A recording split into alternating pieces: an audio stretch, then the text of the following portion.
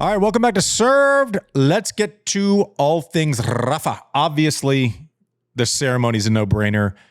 I have high expectations. The Davis Cup one kind of felt weird. That's not the way that his career should have ended, in my opinion. You know, they wanted all the guys to come and be there, but you know, I was with Roger a couple weeks ago. He was like, "Well, we don't know what day he plays. And then if he plays and they win, they wanted us to come on a Thursday. But if he loses on a Tuesday, it was just all messy. This is great. Sunday, Roland Garros. Let's kick off the tournament. Let's pay homage. I expect all the people to be there. I expect Roger to be there. I'm sure Novak will be there. I'm sure that this would be what his retirement, the way that his retirement should be celebrated on that court. But you got the top five. I don't even know how you're defining this. Top five Rafa somethings. We just said top five Rafa Nadal, Roland Garros wins. Okay. Right? Thinking in the full context of the entire tournament. Okay. Right? Like from first match through, what impressed you the most for a full tournament run. Okay. Number 5, 2020 pandemic perfection. With no crowd and no rhythm due to the strange pandemic circumstances, Rafa turned into a masterclass, winning his 13th title and didn't drop a single set. And that's when he drilled Novak in the final, right? Yep. Novak, it was 0-2-5. Yeah, I mean, that's 0-2-5. And I remember a lot of the conversation going into that tournament was that it's going to be played in October, so therefore it's going to be cooler. When he had lost to Soderling and when he had lost to a couple is when it was cool, right? And the ball doesn't jump as much. And so everyone was I probably said it too, like a dummy. Everyone was like, oh, this is going to be a little bit tougher. The matchup, and it's like, okay, I'm still Rafa. This is still Clay. Thank you. Bye. Can you explain that a little bit more? Because that's what it said. Like the ball weight was like, once you get more moisture in the air and it starts to cool off a little bit, it just doesn't bounce as high. So the hotter it gets, the more the ball jumps. Yeah. The colder it gets, the deader the conditions become. So for Rafa, with his spin profile, you get him on a hot day on a clay court, that thing is just jumping. That's why Carlos plays well in Indian Wells. Draper plays well when there's thin air, right? They create these spin mechanisms where the ball just sends it, right? It just jumps. Anything that deadens his spin a little bit, it's still terrible for me against him because I can't create spin in the first place. But against some people who can hit it really big, they might prefer a colder, kind of deader bounce against Rafa. That's interesting. Number 4, 2005, the arrival. Puerta. Yeah, just 18 years old, turning 19 during the tournament. In his Roland Garros debut, Rafa took home the whole thing. This is official arrival of a future icon. I mean, he did that. He won in 4 sets against Puerta, who then tested positive for some serious stuff later. Really? So he beat Puerta. He beat that was from this tournament. Yeah, he beat an enhanced Puerta in Super 4 sets. Puerta. He beat Grande Puerta in the final in 4 sets. Oh man, it was crazy though because he didn't get to play in 04. I want to say he beat Roger in Miami, and then it was like, wait till this guy gets on clay. He couldn't play the French Open in 04, and then I lost to him in Davis Cup.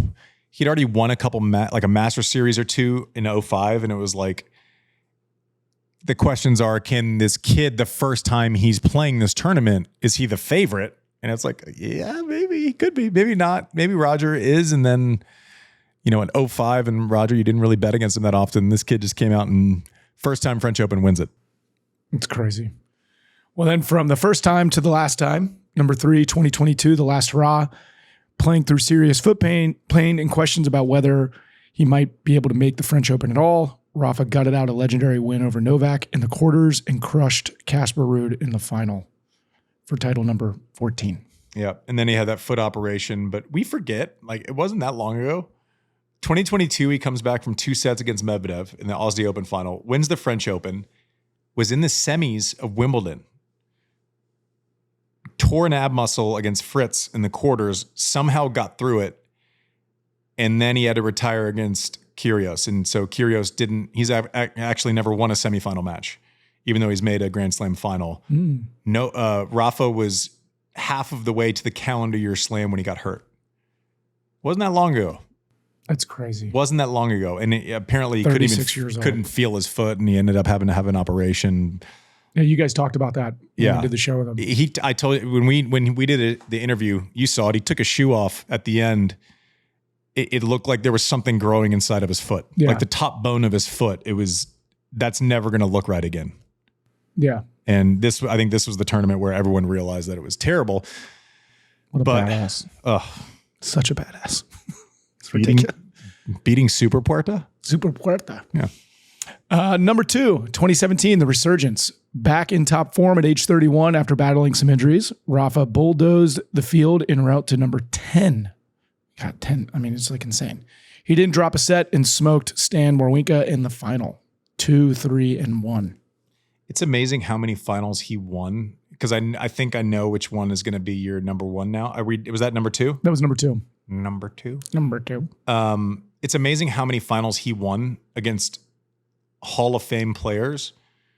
Novak 0-2 and 5, 7 games. Like Novak's won the French Open, he won the Olympic. Like Novak is great on clay. Wawrinka is a former French Open champion. I think he won 2 years before that. 2, 3, and 1. The one against Casper was, straightforward. I remember the exact score, but it had a 2 and a 1 and something else in it. He rolls people in finals here. Puerta was like weird because he actually like went 4 sets and it was like a real match. And number 1 was I couldn't believe how lopsided this one was, if it's the one I'm thinking of, but go ahead and say it. Yeah, 2008, the peak, absolute clay court destruction. Rafa didn't drop a set the entire tournament and topped Roger Federer in the final 1-3-0. Some say that it's the best Grand Slam performance ever. It could be. I mean, I remember watching that year, and remember, like I'm watching this and going, "Oh God, this is a nightmare." But I'd also played him and beaten him like 2 months earlier. But like he gets to clay, and I remember watching that, I'm going, "How many of his shots are crossing the side boundary before they cross the baseline?" Right, so not going through the court. Like the first time it goes over a line or a boundary isn't the back line. It's like kicking. Oh my God, it's like they'd go big inside out, and he'd be like, Zzz! He'd just sling it to where it's like crossing the sideline before the baseline a lot of the time. I'm like, he makes the court 47 feet wide, and it's above your head. Unbelievable. Like I don't know. People couldn't win game, like really, really good clay player. I remember him playing Almagro that tournament. I don't know if it was the quarters or something. It was like 0-1 and 1. I mean, guy was having a hard time winning points. Like you can't hold serve. Quarterfinals. It was a beating 0-1-2 something. I mean, it was like, I remember watching that. It was just 1-1-1. There you go. I was way off. So, but I remember watching that match and going, Nicolas Almagro is a really good clay court player. Top 10 player in the world. Can create speed, can try to hit it through him. He couldn't hold serve. Like he couldn't hold serve. It was depressing.